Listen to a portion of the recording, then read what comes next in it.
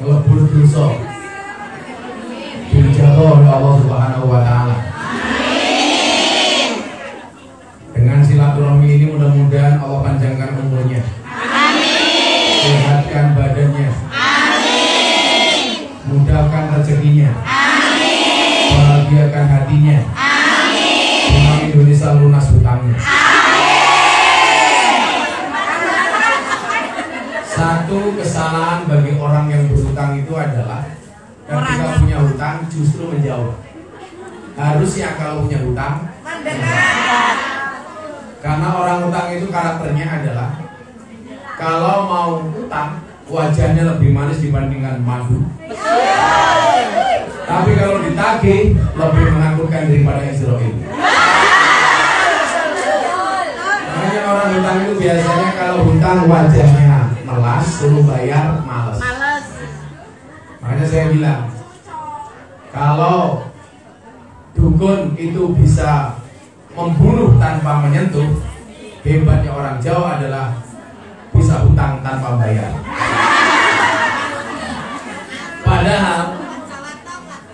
Padahal siksa kubur paling berat salah satunya adalah hutang tidak bayar. Itu posisinya sama dengan orang nguyuh orang cewek. Itu sama. Maka seharusnya kalau punya hutang itu tetap nyambung silaturahmi. Silah itu nyambung, rohmi itu kasih sayang. Berarti silaturahmi orang nyambung rasa cinta dan kasih sayang. Sama aja kita hari ini kalau silaturahmi berarti niat nyambung rasa cinta dan kasih sayang. Maka saya katakan, cintaku padamu memang tidak seindah surat cinta untuk sekarang. Tapi yakinlah cintaku padamu lillahi ta'ala. Tapi bohong. Kita hari ini akan membahas An-Nahl ayat 97. Ini adalah resep supaya Anda kerja di sini bisa menjadi orang yang mendapatkan keberkahan dari Allah Subhanahu wa Ta'ala. Berkah hidupnya, berkah rezekinya. Coba ada yang hafal An-Nahl 97 atau mau Google dulu? Yang hafal saya kasih $100 Singapura. Sama saya masih bawa dolar Singapura. Ada yang hafal? Coba dibuka An-Nahl 97.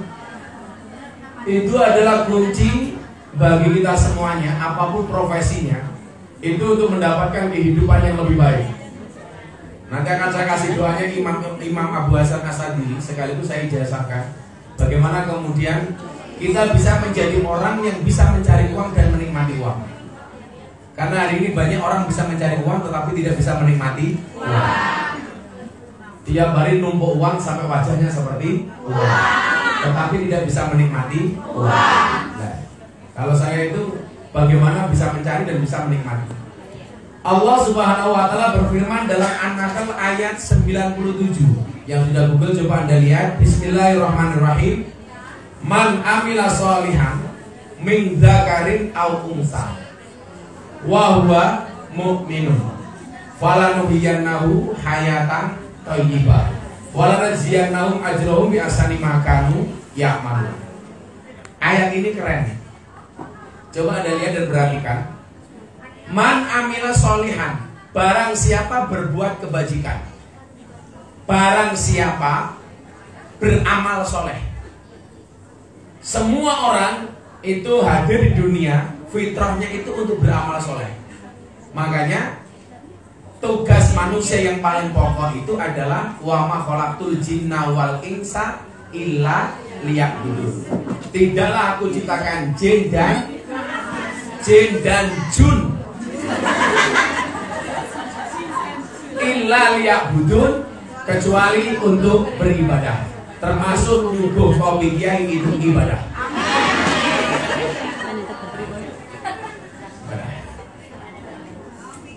Saya harus ngopi karena saya banyak belajar dari kopi. Kopi itu pahit sih, tapi banyak yang mencari. Ibu-ibu juga belajar dari kopi. Tetap menjadi hitam dan pahit, tidak harus menjadi putih dan manis untuk dicintai. Karena cantik itu syaratnya tidak harus putih, tapi harus cewek.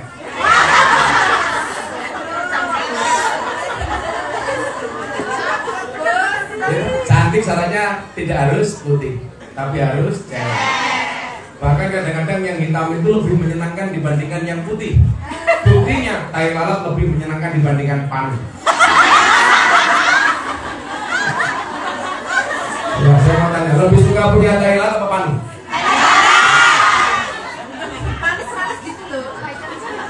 Tai lalat. Makanya kadang-kadang posisi kita itu seperti tai lalat. Tai lalat itu kalau tempatnya pas, placementnya itu bagus, maka akan menambah keindahan. Betul kan? Contoh dulu kita Purnamasari dikatakan cantik karena punya tai lalat di atas bibir. Itu tai lalat yang beruntung. Ada juga tai lalat yang tidak beruntung. Tai lalat manggonen yang bokong. Hanya kalau kamu ditakdir oleh Allah hanya menjadi kecil dan hitam seperti tai lalat, tapi kalau posisinya pas menyenangkan. Menyenangkan. Ya orang ini kalau sama putih-putih.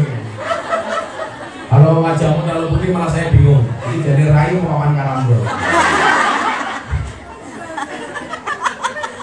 Barang siapa beramal soleh. Lah tantangannya begini, ibu-ibu. Mungkin kalau kita ngomong ibadah, Anda beramal soleh di Hong Kong dan di Indonesia, itu kira-kira lebih mudah di Hong Kong apa di Indonesia? Oh, di Indonesia. Kalau Anda di Hong Kong untuk beramal sholat itu kan tantangannya banyak. Mau sholat dilarang sama majikan. Kan tantangannya banyak. Mau makan yang halal kon masak babi. Anda tahu babi itu mengandung apa? Cacing kita salah. Babi itu mengandung anaknya. Betul anakmu. Anda tahu kenapa babi itu jalannya nunduk? Karena malu punya bapak babi. Beda kalau anaknya kijang, anaknya kancil itu larinya mending loncat-loncat. Karena bangga bapaknya bukan babi. Nah, tantangan Anda di Hong Kong untuk beramal soleh itu jauh lebih berat dibandingkan Anda di Indonesia. Contoh untuk bikin pengajian, susah untuk cari tempat. Coba kalau di Indonesia, setiap saat, setiap waktu, dimanapun ada pengajian. Artinya, begitu Anda bisa beramal soleh di Hong Kong, kira-kira mohon maaf, pahalanya lebih besar nggak dibandingkan di Indonesia? Lebih besar. Lebih besar. Karena tantangannya lebih berat. Nah, amal itu salah satu cara menilai pahalanya besar atau kecil itu juga dilihat dari tantangan. Contoh, berdakwah di lokalisasi sama di masjid, itu tantangannya lebih besar di lokalisasi. Berarti saya meyakini dakwah di lokalisasi pahalanya lebih besar dibandingkan di masjid. Kalau di masjid santai, semuanya berjilbab, nutup aurat. Di lokalisasi tantangannya lebih. Diuji tidak hanya imannya tapi juga iminnya. Bisa jadi imannya lolos, iminnya tidak lolos. Karena itu pengajian yang paling menyenangkan sedunia. Ngajinya berpahala, matanya bervitamin. Ini berawiri ya.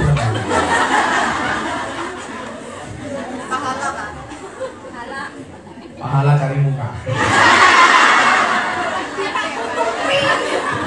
Makanya kalau bekerja itu mukanya di bawah, sehingga di tempat kerja tidak cari muka. Ingat, orang kerja itu cari uang bukan cari muka. Orang yang murah glowing. Makanya kalau pengen glowing adalah suami yang good rekening. Betul Bu? Makanya karena berangkat dari good rekening bisa menjadikan wajahmu glowing. Dan di balik wajah istri yang glowing ada suami yang golong.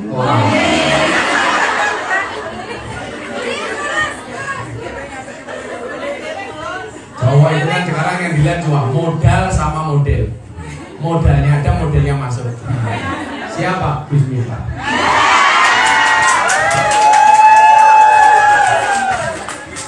Jadi orang beramal soleh di Hong Kong, saya meyakini itu pahalanya jauh lebih besar dibandingkan di Indonesia. Karena tantangannya lebih besar. Harus sewa gedung, gak dapat, dapatnya KW. Tapi jangan menganggap ini hina. Mungkin dengan cara ini Tuhan Allah mensiarkan Islam di Hongkong melalui kafe ini. Jadi kalau melihat segala sesuatu itu tolong dilihat dari perspektif positifnya, jangan negatifnya. Kalau yang dilihat cuma negatifnya, toh kita akan menjadi pribadi yang insecure.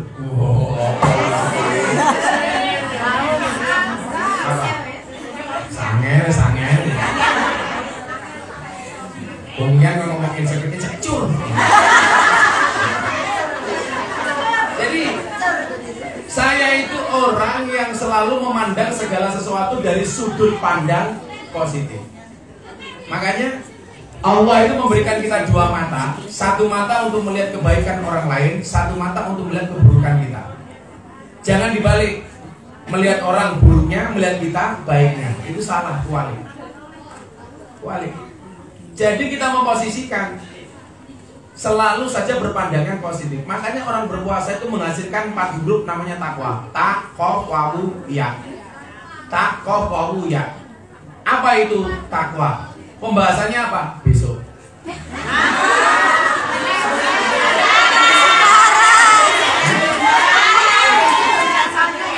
Besok gak dapat tiket? Kasian deh lo. Ini ibu-ibu yang depan pakai gambar kaos Gus Miftah. Saya tahu tujuannya. Biar Selasa dipeluk Gus Miftah.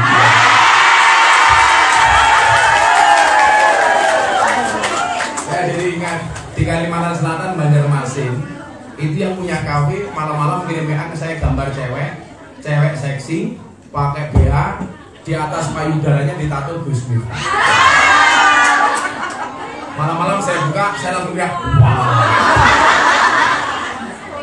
Begitu lihat bapak di sini, gue. Akhirnya beliaunya WA, Gus, mohon maaf, itu adalah LC pemandu karaoke di tempat kami kerja, perusahaan kami yang sangat mengidolakan Gus Miftah. Izin kiranya boleh untuk video call sebentar. Akhirnya video call. Gus, assalamualaikum. Berarti mbak LC itu banyak. Dikasihlah HP itu kepada mbak-mbak yang dadanya ditato Gus Miftah. Saya tanya, kenapa dok dada kamu tato Gus Miftah? Saya sangat mengidolakan Gus Miftah. Tapi kenapa harus pakai tato seperti itu? Dulu Gus Miftah pernah mengatakan pengajian di Jogja, seseorang itu di hari kiamat akan dikumpulkan bersama orang-orang yang dicintainya. Mungkin kita tidak bisa bersama di dunia, Gus, tapi saya yakin kita bisa bersama di akhirat. Makanya saya bilang, kamu boleh menyebut namanya di dalam doamu, tapi kamu tidak boleh kecewa kalau dia bukan takdirmu.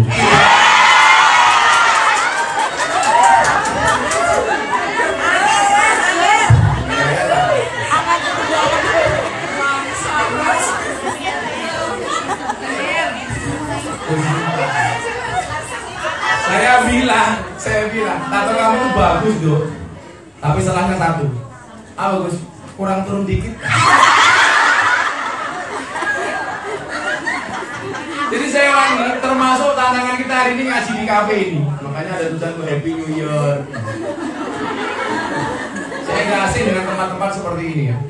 Ini namanya puskesmas, pusat kesenangan mas-mas.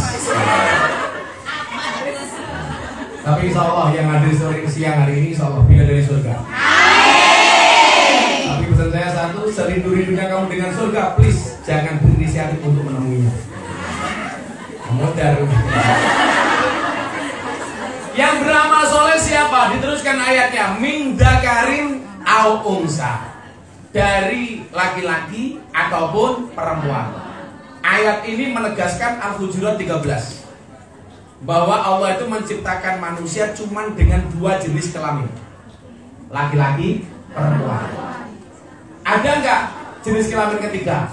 Secara fikih ada. Namanya bukan dzakar, namanya bukan unsa, tapi khunsa. Siapa itu khunsa? Orang yang terlahir dengan 2 jenis kelamin. Ada Gus, ada. Ada titiknya, ada tutupnya.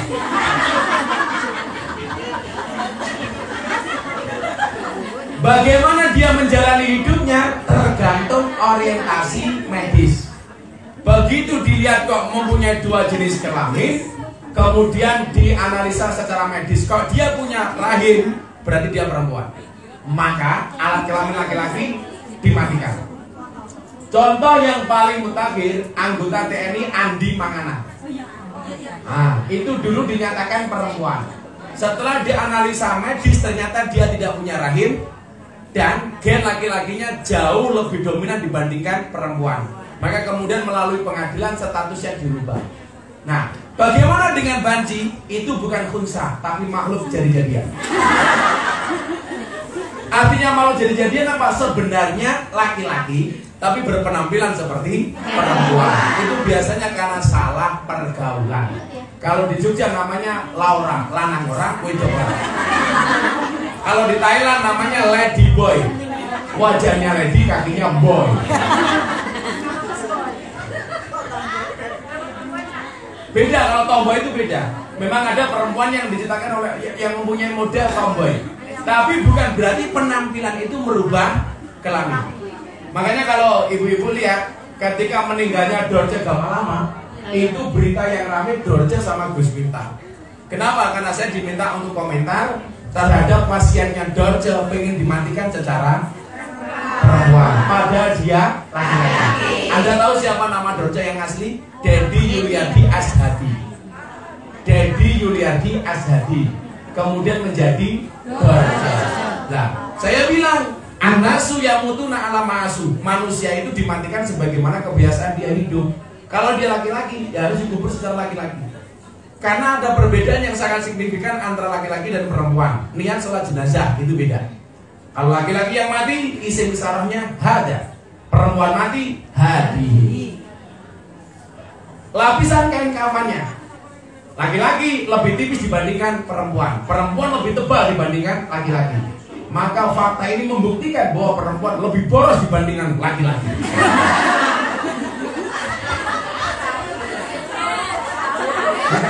Karena perempuan itu semuanya serba double. Pakaiannya double, wajahnya double, alisnya double. Cukup dengan alis saja membuktikan perempuan gak bisa diatur oleh laki-laki.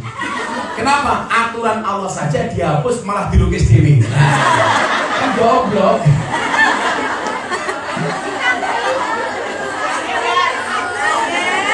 Saya punya teman artis, alisnya dikerok habis.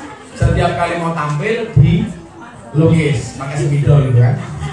Nah, malam-malam mau tidur cuci muka, begitu bercermin kaget lu, kayak jin. Kenapa kalian nggak punya alis? Karena kadang-kadang kalau mbak di Hongkong ini biasanya alisnya tergantung tempat tinggalnya. Wah, berangkatnya dari Malang, saya beruris alisnya kayak apel. Sama Madura alisnya kayak sumrit.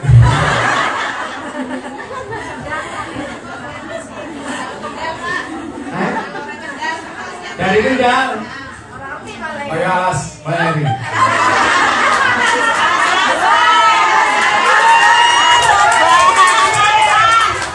Yang dilakukan dari mana? Dari Madiun. Alisnya kayak pecel.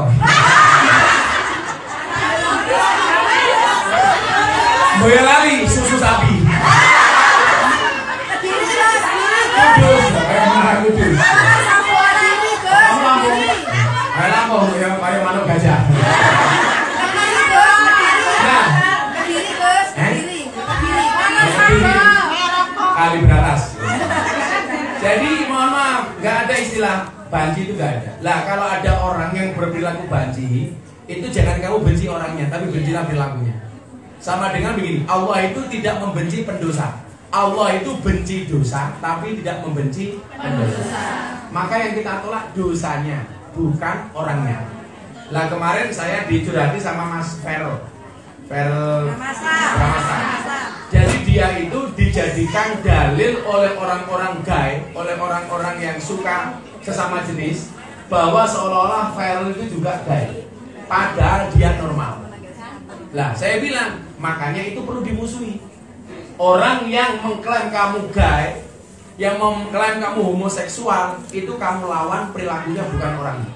Makanya dulu saya sempat ramai gara-gara Mas Deddy Corbuzier podcast Ragil. Nah, waktu itu ribut sampai ada gerakan unsubscriber Deddy Corbuzier. Semua orang minta menasihati Deddy Corbuzier untuk di take down, dia nggak mau. Saya datang langsung di take down. karena nasihat kita logis. Lah, saya bilang, saya tidak bisa melarang seseorang itu menjadi gay atau menjadi homo atau menjadi lesbi.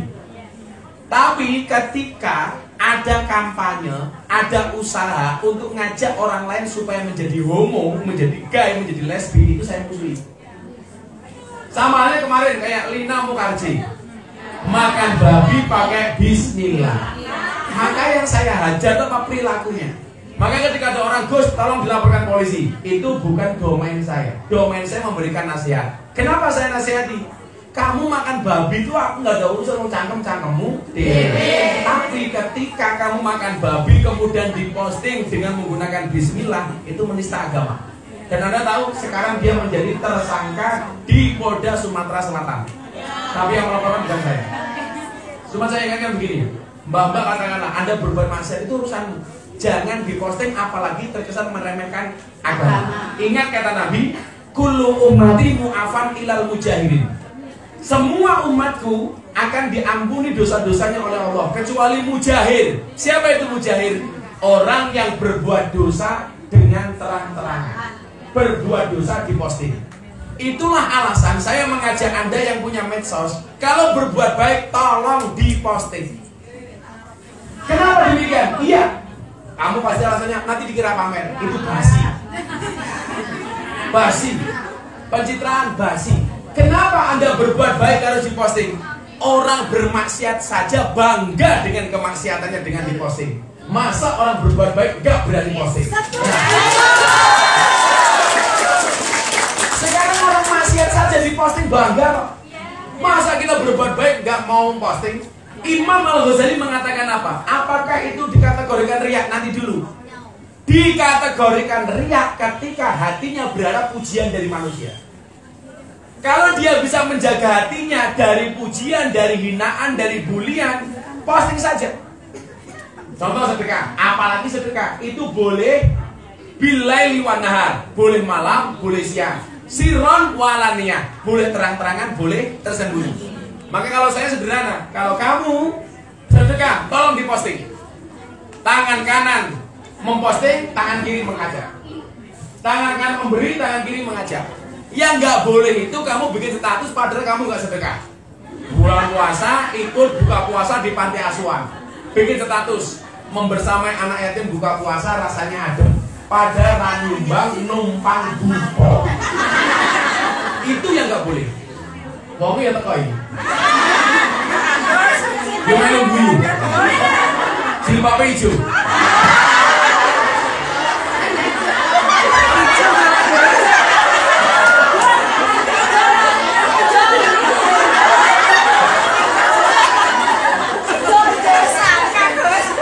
Yang jilbabnya coklat insya Allah lebih parah.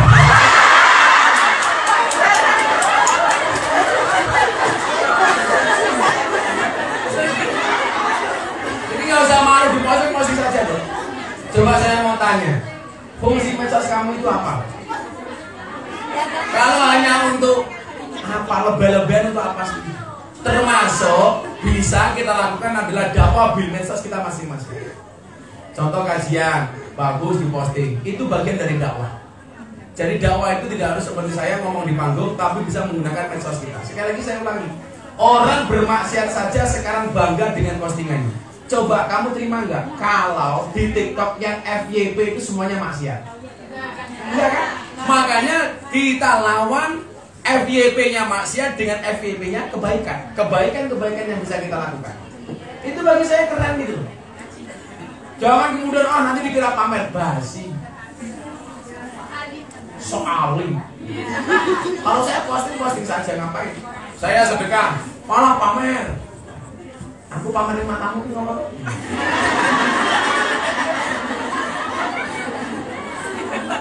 Fungsinya apa gitu? Gak ada fungsi sama sekali. Ya.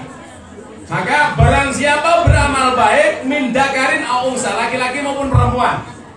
Tolong, sekarang orang banyak mengkampanyekan soal LGBT. Anak-anak tolong dilindungi, anak-anakmu tolong dinasihati soal LGBT. Ya, jangan sampai ikut-ikutan. Karena nanti kalau mati malaikatnya bingung. Karena kalau laki-laki mati, Allah maafir lahu. Perempuan mati, Allah maafir laha. Banci mati, huha.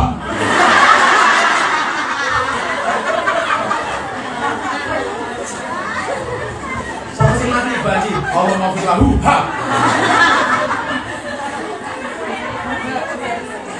Hati-hati kalau banci nanti yang mati. Ditanya malaikat mungkar nakir, man rabbuka? Kamu nanya.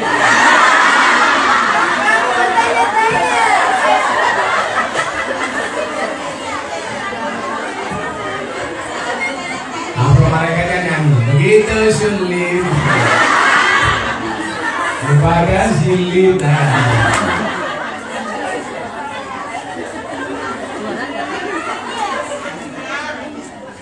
Sekarang gini lah, saya pikir sudah mbak-mbak semuanya bisa viral. Tapi pesan saya satu, kalau kita harus viral, viralah dengan prestasi bukan sensasi. Kalau viral karena sensasi biasanya berakhir di kantor polisi. Prestasi lah, mana sensasi? Saya pulang malam-malam, ya Allah kebaya merah. Bukan aku belok di sana. Ya, kadang-kadang kita punya HP kan ngawur. Ada mbak-mbak berjilbab, bajunya dibuka. Hai guys, susuku gede guys. Pas aku belok di sana.